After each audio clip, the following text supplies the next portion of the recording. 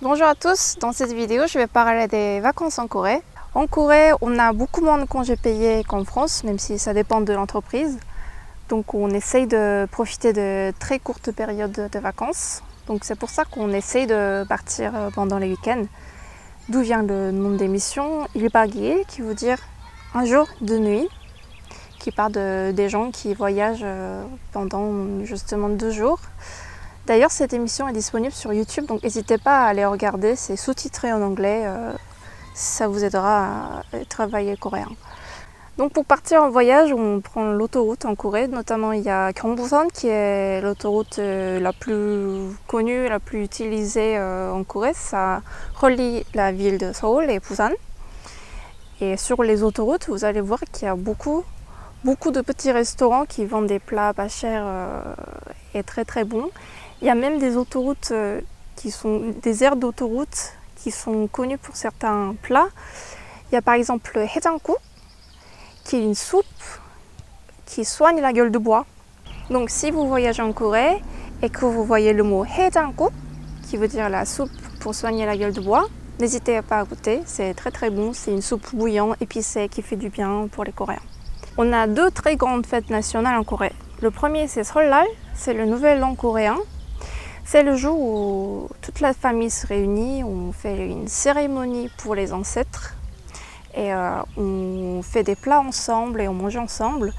Et on fait aussi des jeux traditionnels comme Yunori ou Noltugi, etc. Seollal dure 3 jours parce qu'il y a le vrai jour de Seollal et un jour d'avant et un jour d'après.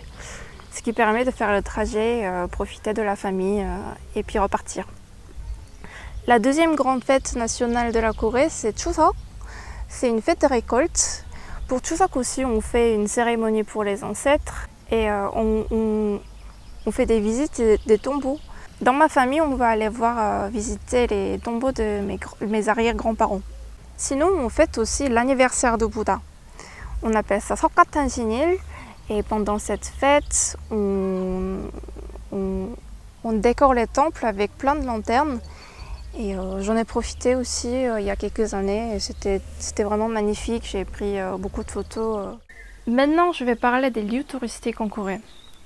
Donc moi si je vois quelqu'un qui va partir en Corée et que je lui demande où est-ce qu'ils vont visiter, ils disent la plupart du temps Seoul et Busan, qui sont les plus grandes villes en Corée. Donc Seoul, déjà c'est la capitale de la Corée.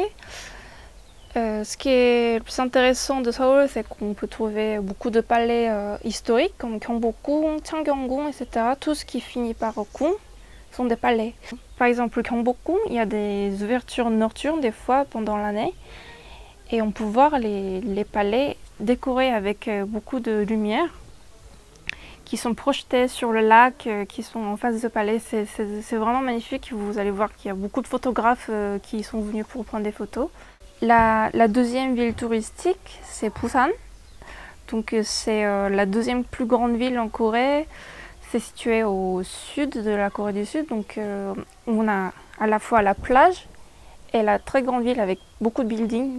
Donc il y a ce contraste entre les buildings et la plage. Il y a aussi une fête foot artiviste de très très grande taille. Et au sud de la Corée, il y a aussi l'île de Jeju. En coréen, c'est Jeju-do.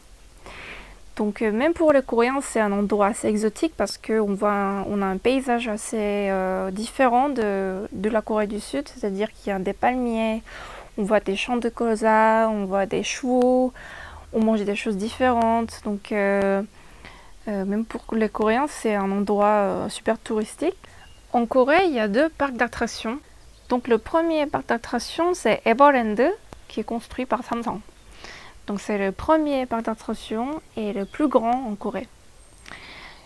Il y a bien sûr beaucoup de manèges et il y a aussi safari qu'on peut faire en bus.